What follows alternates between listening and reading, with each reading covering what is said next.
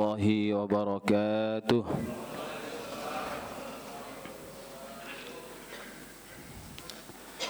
Bismillah, walhamdulillah, wassalatu wassalamu ala rasulillah Sayyidina wa nabiyyina Muhammad ibn Abdullah wa ala alihi wa ashabihi wa man walah wa la hawla wa la quwwata illa billah.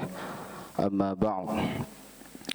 Pertama-tama yang kami hormati memuliakan seluruh jajaran pengurus Masjid Al-Aqsa Permata Bintaro, wabil khusus panitia Ramadan. Semoga Allah SWT mudahkan segala urusan beliau, kemudian Allah senantiasa membimbing agar khususnya di 30 yang terakhir ini maksimal di dalam menjadi khadimul ummah. Amin ya rabbal.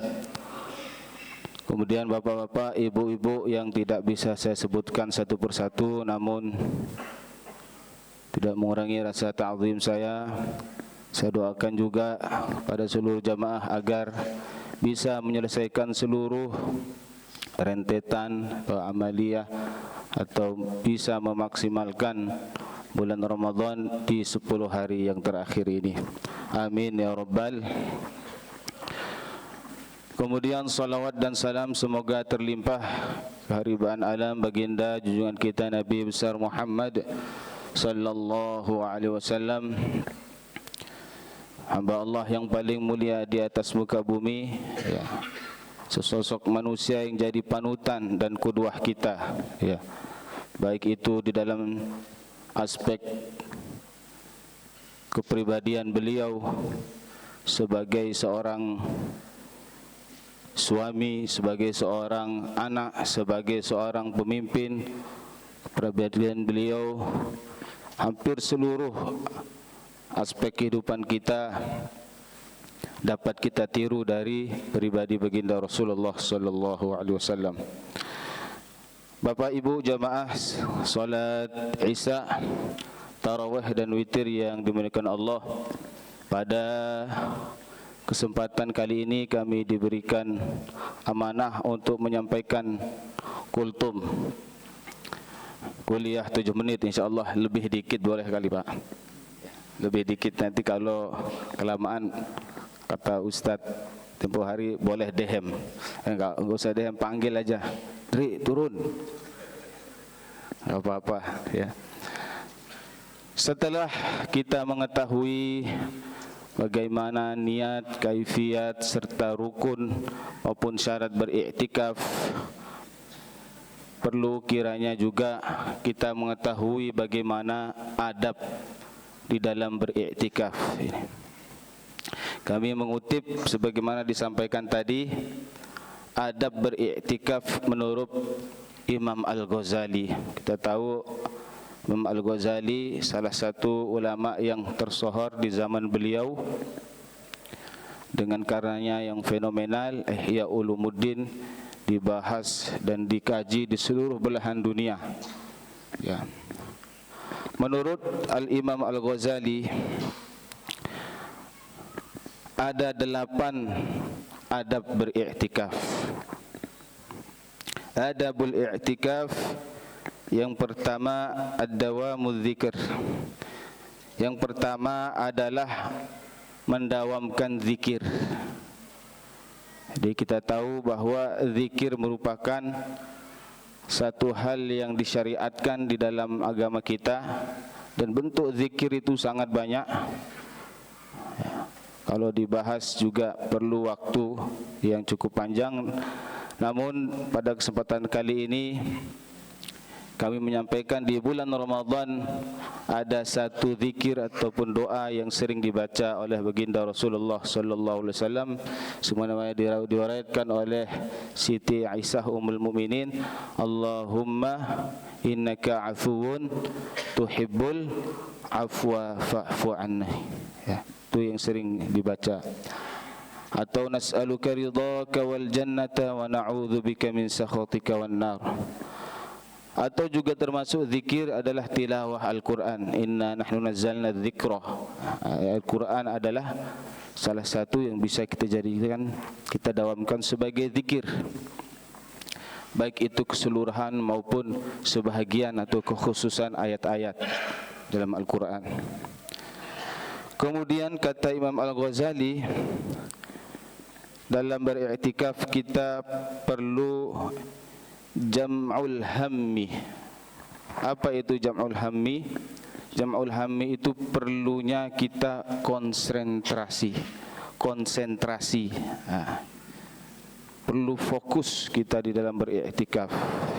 Jadi misalnya kalau kita baca Al-Quran, ya fokus baca Al-Quran. Tidak dengan misalnya sambil baca Al-Quran sambil lihat WA misalnya, ya itu bisa mengurangi, bisa mengganggu bahkan iktikaf kita. Karena iktikaf adalah sarana yang disyariatkan oleh Allah Subhanahu wa taala sebagai wasilah kita uzlah, menyendiri. Setelah baginda Rasulullah diangkat sebagai Rasulullah sallallahu alaihi wasallam, beliau yang biasanya uzlah menyendiri ke gua Hira, setelah beliau diangkat jadi nabi, khususnya setelah di Madinah, sudah tidak dilakukan lagi uzlah, akan tetapi beliau ganti dengan iktikaf. Makanya uzlah tidak disyariatkan. Dalam artian uzlah menyendiri ke gunung misalnya. Kita ya silakan saja kalau mau dikerjakan, ya tidak apa-apa. Tapi di dalam agama kita yang disyariatkan adalah iktikaf. Kemudian yang ketiga, wa tarkul hadis. Ini meninggalkan percakapan. Ini percakapan ini ya percakapan keduniawian, misalnya bicara bisnis mungkin, atau percakapan ya tentang perdagangan atau urusan-urusan dunia lainnya, baik secara langsung maupun tidak langsung. Secara langsung ya kita berbicara misalnya, wih kalau kita ngobrol itu Pak, kalau udah semenit, 2 menit tidak terasa itu, tahu-tahu 20 menit, tahu-tahu 30 menit, tahu-tahu 1 jam aja. Ya, namanya juga ngobrol. Kan udah keasikan ya sudah ya. Atau ngobrol zaman sekarang ini yang lebih modern ya dari gadget. Kalau udah scroll yang tadinya 1 menit short 1 menit, kalau 20 short 20 menit. Bila perlu saat iktikaf gadget kita tinggalkan. Karena gadget itu bagian dari dunia. Kecuali kalau kita mau baca Al-Quran dari gadget boleh, baca hadis misalnya, baca tafsir dari gadget silakan.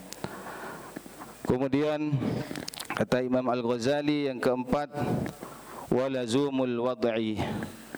Jadi kita mencari tempat yang bisa kita saat iktikaf itu menetap sudah di situ. Artinya pas hari itu kita datang, ya sudah kita duduk di satu tempat, ya sudah di situ. Fokus, tidak berpindah-pindah dari awal iktikaf sampai kapan kita niatnya iktikaf, misalnya sampai subuh misalnya, ya udah di situ sampai sahur misalnya. Kata Imam Al-Ghazali, bagian dari untuk yang bisa memfokuskan khusyuan kita juga melazimkan tempat duduk. Artinya bukan apa kalau orang tahu bilang itu ngendok, itu bukan. Di situ sejadahnya ada, di situ orangnya tahu pergi kemana, dia enggak, tidak seperti itu. Artinya saat kita datang ya sudah di satu tempat, tidak berpindah-pindah. Kemudian yang kelima, tarkun tangkulat. Itu tadi yang kelima, tidak berpindah-pindah, ya sejalan dengan tadi. Artinya sibuk aja nyariin tempat duduk ini, yang mana yang bagus nih. Nyari kayaknya di sini enak nih. Enggak ada, di sini ada yang berisik misalnya. Ya usah, duduk aja di situ. Kata Imam Al-Ghazali, cukup duduk, udah cari tempat, cari lihat, udah duduk. Ya. Fokus langsung di situ sampai akhir nanti, sampai selesai iktikaf. Kemudian yang keenam, wa habsun nafsi an muradiha, dan menjauhkan diri dari keinginan-keinginan kita. Makanya sebelum iktikaf kita persiapkanlah ya segala sesuatunya untuk kita iktikaf ya. Keinginan yang tadi ya sudah diselesaikan dulu. Kemudian datang kita iktikaf ya sudah. Tidak usah misalnya mondar-mandir, karena di masjid kita ini misalnya ada dapurnya, mondar-mandir aja di dapur, bentar-bentar ambil minum, bentar-bentar ambil minum. Itu mengurangi ya konsentrasi kita, khusyuan kita di dalam beriktikaf dan lain sebagainya. Dan yang ketujuh, menahan diri dari kecenderungan menuruti hawa nafsu. Harus ditahan, Pak. Kalau ada yang tidak berkenan misalnya di tempat kita iktikaf, kita tahan. Tidak perlu kita misalnya marah-marah ya. Karena seharian kita puasa, masa pas malam kita tidak bisa menahan amarah. Ya, menahan amarah itu cirinya orang bertakwa, wal afina 'anin nas, memaafkan manusia. Ya. Menahan amarah.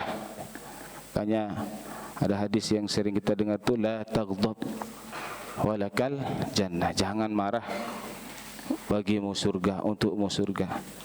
Ya. Menahan diri dari hawa nafsu, memperturutkan hawa nafsu kita. Kemudian yang terakhir, yang kedelapan, kata Imam Al-Ghazali, wajibriha ala ta'atillah azza wa jalla. Dan yang kedelapan adalah terus berada di dalam ketaatan kepada Allah Subhanahu wa taala, sejalan dengan tadi juga. Artinya bagaimana orang yang bertakwa, sifat-sifat orang yang bertakwa itu. Jangan sampai kita keluar saat iktikaf itu, karena setan itu punya banyak tipu muslihat ya. Tidak bisa mengganggu, menggoda kita untuk datang iktikaf. Tak bisa tuh sama setan digoda. Akhirnya nanti pas iktikaf digoda kita sama setan. Nah, dalam berbagai macam hal ya, baik itu dari gadget, baik itu dari wasilah yang lain, kita keasikan ngobrol misalnya, kita keasikan scroll HP, buka WA, chat, sekali buka itu merembet kemana-mana, apalagi buka grup ya, apalagi buka grup. Makanya kalau bisa iktikaf itu handphone itu buang dulu ya, buang aja ya, nggak usah dibawa, nggak usah diperhatikan. Namanya kita uzlah, menyendiri. Namanya kita ingin meninggalkan dunia sementara. Cuma berapa waktu kan ya. Lagian urusan apa yang tengah malam ya. Sepenting itukah? Kecuali kalau memang kita itu orang yang mengurusi ya kepentingan orang banyak misalnya. Mungkin seperti panitia, misalnya panitia Ramadan atau panitia iktikaf misalnya, yang mana dia harus benar-benar ya melayani umat misalnya. Nah, ini yang perlu kita perhatikan sebagai bekal kita di dalam beriktikaf, karena ya puncaknya Ramadan itu pada 10 hari terakhir. Dan kalau 10 hari terakhir ini kita bisa maksimalkan dengan qiyam, siyam, iktikaf ya. Khususnya iktikaf ini, jangan sampai iktikaf ini ya berlalu begitu saja, artinya hanya mendapatkan capeknya saja ya. Khusus kepada adik-adik ini yang sudah besar-besar ya.